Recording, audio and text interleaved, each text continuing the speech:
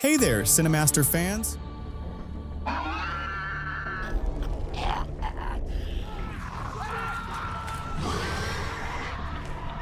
Hope you're ready for some movie magic. Let's dive right in. The events begin with two flight attendants named Paula and Jenny on their way to the airport for a flight. Paula was excited about this trip because she planned to attend a party after they reached their destination. Jenny joked, "We'll have a blast." They arrived at the airport and began checking the passenger list with Captain Forrest and his assistant, Willie. The number of passengers was very low on this flight because of the bad weather. We noticed that Willie looks unwell, with red eyes, and he tells them he was infected by his dog, which has the flu. Paula wishes him a speedy recovery. Later, Jenny steps off the plane to greet a passenger named George, who had a bad attitude. He was upset with his father for making him travel alone. After a while, the passengers start boarding the plane, beginning with Dr. Ken, a paralyzed doctor who cannot speak. His wife, Biff, lovingly takes care of him. At this moment, Ralph arrives. When he sits down, he struggles to fasten his seatbelt. We then see a scientist named Henry boarding with a cage of rats. The flight attendant jokes, "They're not allowed on board." Ralph said to him, "I'll take them." There is an empty space, but one of the rats suddenly bites him, but he brushes it off, showing no concern. Jenny takes the cage and says she'll place it with the luggage below. We notice some chemistry between Henry and Jenny. Eventually, everyone fastens their seatbelts and the plane takes off. Henry watches the news and learns that intelligence forces raided a terrorist lab conducting experiments on animals and humans to alter their genes. Meanwhile, Paula and Jenny chat, and Jenny notices Ralph looking ill. When she approaches him, he vomits on her face. They bring a first aid kit to help him, but a passenger's cat starts eating Ralph's vomit unnoticed. Jenny goes to the bathroom to clean her clothes, cursing Ralph. When she comes out, Ralph suddenly charges at her like a bull, banging on the plane door hysterically, shouting, "I need to get off the plane, I'm dying." The passengers restrain him, tying him up until he loses consciousness. One of the passengers, Shelley, a military nurse, examines those who were injured during the scuffle. The captain announces that they will land at the nearest airport due to worsening weather, which poses a significant problem. The flight attendants instruct everyone to fasten their seatbelts as the plane shakes violently because of the strong winds. Jenny tells the passengers to lower their heads for safety. Ralph, unconscious, lies near the plane door. Paula and Jenny lift him onto a seat and try to fasten his seatbelt. Suddenly, Ralph wakes up and bites Paula on her nose. Ralph, now making terrifying noises, tries to bite another passenger, but Henry intervenes and locks him in the bathroom. The plane lands, but the gate won't open. The airport staff instructs them to wait, but the captain defies orders, parking the plane directly in front of the exit gate. A man named Ed opens the gate for them. As passengers begin to disembark, Forrest and Willie block the bathroom door to prevent Ralph from escaping and attacking anyone. All passengers leave except Dr. Ken and his wife, Biff. The passengers reach the exit door, only to find that airport officials have locked it. Ed tries to call for help, but receives no response. He decides to lead the passengers to a staff exit, but that door is also locked. They are confused about why the officials are trapping them. Ed attempts to activate the electric generator to open the automatic doors, but it's futile. Surveillance cameras monitor them, and Ed informs the group that they're being watched. They hear the sound of police cars and ambulances, feeling relieved, thinking help has arrived. But when they peek through a small opening, they are shocked to see the police aiming weapons at them. A police officer announces that they are under quarantine and must wait for further assistance to ensure their safety. The passengers are devastated and try to contact their families, but there's no network signal. They begin to panic, asking Jenny what to do. She responds, "How would I know? I'm just a flight attendant like you all." Shelley calms them down, mentioning she has medical supplies in her bag, which is still on the plane with the rest of the luggage. It's a risky move, but they decide to retrieve the bag. As Jenny and a few others head back to the plane, the airport officials cut off the electricity. It was a big problem, but Ed takes action, turns on the flashlight, and leads them to the plane. When they arrive, they don't find Willie or First, so they realize they left the airport. Jenny opens the plane's bathroom door, thinking it's empty, but it's full of blood. This means that Ralph has escaped. While they're walking, Dr. Kino appears and scares them. They don't find his wife, Bev, with him, so they understand that she left the airport with First and Willie. After a while, they reach the passenger's luggage, and a man named Neil pulls his gun from his bag. Jenny manages to get Shelley's bag without making any noise to avoid attracting attention. Suddenly, Ed gets startled as a branch moves under his feet. They find the hamster cage open and realize one of them has escaped. As they leave the luggage area, Jenny sees the pilot walking away from the plane door, moving like a rat and making similar noises before running outside the plane. Jenny feels someone is behind her, and she's terrified. When she turns around, she finds the pilot, First, with red eyes trying to bite her, but the rest of the group arrives just in time to save her. Ed fights him, and Neil shoots him with a gun, killing him. After killing the pilot First, they all leave the plane. While returning to the rest of the passengers, they find Dr. Kino fallen from his wheelchair, unable to speak and only groaning in pain, paralyzed. They take him along to join the rest of the group. Before they leave, they encounter Bev, his wife, who asks for help. The surprise is that she has transformed and tries to attack them. They quickly close the door on her and leave. Jenny gives Shelley her bag, and Shelley tries to treat Paula and stop her bleeding. Meanwhile, the group locks the door with items to prevent anyone from entering. Jenny notices blood traces on the floor and follows them to find their source, but fails to determine where they're coming from. She quickly returns to the group to avoid being surprised by anyone. Shelley tells them that the disease affecting people is a virus, and so far, the government hasn't announced it. Jenny mentions that a government building in Los Angeles had been quarantined, and the virus might have originated from there. At that moment, Dr. Kino notices a rat with red eyes above him. He tries to alert the group but can't speak, only groaning. The rat jumps on his head, and despite Kino's attempts to scream, he remains silent. George sees the rat and tries to catch it, but unfortunately, it bites Dr. Kino. They manage to capture the rat and lock it in a bucket. Shelley treats Kino's wound. The group agrees to lock both Kino and Paula in a cage to prevent them from transforming and attacking them. They move them to the cage and secure it with iron bars. Ed examines the rat and notices its leg is tied with a white plastic band, understanding that the rat had been experimented on to become this way. George suggests that Henry is behind this, as he brought them onto the plane. Henry denies it, claiming he didn't bring anything with him. Jenny confronts him, accusing him of lying. Before he can respond, Ralph appears and attacks Jenny, trying to bite her. She screams loudly and the passengers rush to save her. Luckily, Henry and Ed strangle Ralph with a rope, killing him. Afterward, they hear someone on the radio telling Ed that help has arrived and not to worry. They all rush to the door, where 4 officers enter. The passengers believe the rescue team has arrived. However, the officers announce that no one will leave until certain procedures are completed. They administer an antidote to ensure no one is infected and confiscate Niall's gun. The officers inject Kino and Paula with the antidote. The passengers question the situation, demanding to know what the injection is for and refusing to take it without explanation. The officers insist it's mandatory if they want to leave. Louisa, the cat owner, volunteers to take the injection to leave. As she's about to be injected, her cat scratches her and escapes. The officers shoot the cat to kill it. Suddenly, Dr. Kino, who is paralyzed, gets up and begins attacking the officers, biting them. The remaining officers shoot him and take the bitten officer outside. However, they find the door locked and shoot until they manage to open it. A passenger escapes with them. The problem is that the police outside the door kill everyone except one officer, who gets shot in the leg. The group drags him back inside and locks the door again. They hear the sound of transformed individuals approaching, so they all run into a container. Susan, Niall's wife, refuses to leave her injured husband. Suddenly, Neil bites Susan, causing her to transform. The group locks the door on them. Shelley tells the group she suspects the injections aren't real antidotes, since each one is a different color and has a different name. Henry pulls out a gun and questions the officer with them about the injection. The officer reveals he isn't a real officer but works for the Center for Disease Control. He explains that terrorists created the virus. Suddenly, the officer grabs the gun and kills himself. Ed remembers a drainage tunnel for rainwater and suggests they can escape through it. At that moment, the transformed Willie appears above the container, grabs Ed, and tries to bite him. Henry shoots at him, but he runs out of bullets. Ed tells George to press the button to lift the container. George does so, killing Willie. They take Ed to lead them to the drainage tunnel. Jenny notices Henry is missing. Suddenly, one of them is dragged by a zombie from the ground, but the group doesn't pay attention and continues. Henry returns with bullets for the gun. While running, Paula grabs Jenny by the leg, trying to bite her. Jenny uses a large screwdriver to stab her from a height, killing her. Ed leads them to an office in the area, where they search for maps to locate the drainage tunnel, and indeed, they manage to locate the passage. At that moment, Georgie tells them he stole Henry's bag and shows Jenny the items inside. They discover papers and documents related to scientific experiments, along with a small black box, indicating that Henry is hiding something from them. At that moment, Susan and Niall arrive, but before they can eat them, Henry appears and eliminates them. After Henry leaves, Ed notices he's infected and could transform at any moment. Georgie then opens the black box and finds a serum and a set of other injections inside. At that moment, Henry confesses everything, revealing that he is part of a terrorist group aiming to eliminate half of the planet's population, claiming humans are the worst creatures on Earth. He raises his weapon, demanding Georgie hand over the serum. Ed jumps on Henry trying to kill him, but the madman shoots Ed, killing him. Everyone panics, and Georgie gives Henry the serum to prevent him from going berserk and killing them too. Henry contaminates the serum with his infected blood and injects himself. They ask him how he managed to smuggle all these items onto the plane without raising suspicion, and he reveals that his organization has significant influence. After taking the injection, Henry takes Georgie with him to bypass the police and escape. Jenny tries to save the child, but Henry shoots her and escapes with Georgie. Jenny and Shelley leave the office and head upstairs, with Shelley going first as Jenny feels dizzy and takes her time. But when she reaches the top, Shelley is nowhere to be found, and she encounters a zombie. She manages to trap its head in a machine and kills it. Jenny then ventures into an unknown path, determined to save Georgie. Suddenly, she faces a zombie, and worse, senses someone behind her. Thankfully, Shelley appears with thermal goggles, enabling her to see in the dark. However, Shelley reveals she has been bitten and shows Jenny the wound, asking her to continue searching for Georgie. She reassures Jenny not to worry about the zombies, as she will distract them until Jenny finds Georgie. Shelley points to a hole in the wall, indicating that Henry and Georgie went through it. Shelley then exits the hideout, shouting loudly to draw the zombies' attention, which works. Jenny reaches the wall opening and begins to crawl through, but before she can fully enter, Louisa's cat appears, about to bite her. Jenny hits it with a large wrench and continues through the opening. Jenny emerges on the other side and notices blood on the ground. ground. She follows the trail, becoming more horrified when she sees a group of rats. Upon closer inspection, she realizes they are ordinary rats and continues following the blood trail until it ends. She finds a clue indicating she's on the right path and spots a staircase leading down to the passages. As she descends, she finds Georgie, who informs her that Henry's serum failed and he has transformed into a zombie. Georgie urges her not to go further, but she insists on rescuing him. Blood starts dripping onto her goggles, and suddenly Henry appears, knocking off her goggles and attacking her. Jenny tries to fight back, defending herself. Georgie retrieves the goggles, finds Henry's gun, and uses it to push Henry away from Jenny, who then strikes Henry on the head with a wrench, killing him. They are shocked as the entire place begins to burn, revealing that the government is incinerating the area. Jenny finds an exit and equips Georgie with the goggles, telling him to go ahead while she follows. They hear explosions and quicken their pace. Jenny shows signs of exhaustion, looking unwell. The heartbreaking twist is that she has been bitten and is about to transform. Georgie notices, but she tells him to keep going and leave her behind. He refuses, saying he won't abandon her. Jenny insists on continuing until they reach the exit gate, only to find it locked with metal bars. Georgie's small body allows him to slip through to the street, but he returns, calling for Jenny to save her. However, Jenny has transformed into a zombie and tries to bite him. Georgie cleverly turns his back, causing her to bite his jacket instead. She cannot pass through the bars due to her size. Georgie removes his jacket, sits on the ground, and watches her, horrified by her transformation into a terrifying red-eyed zombie. Finally, Georgie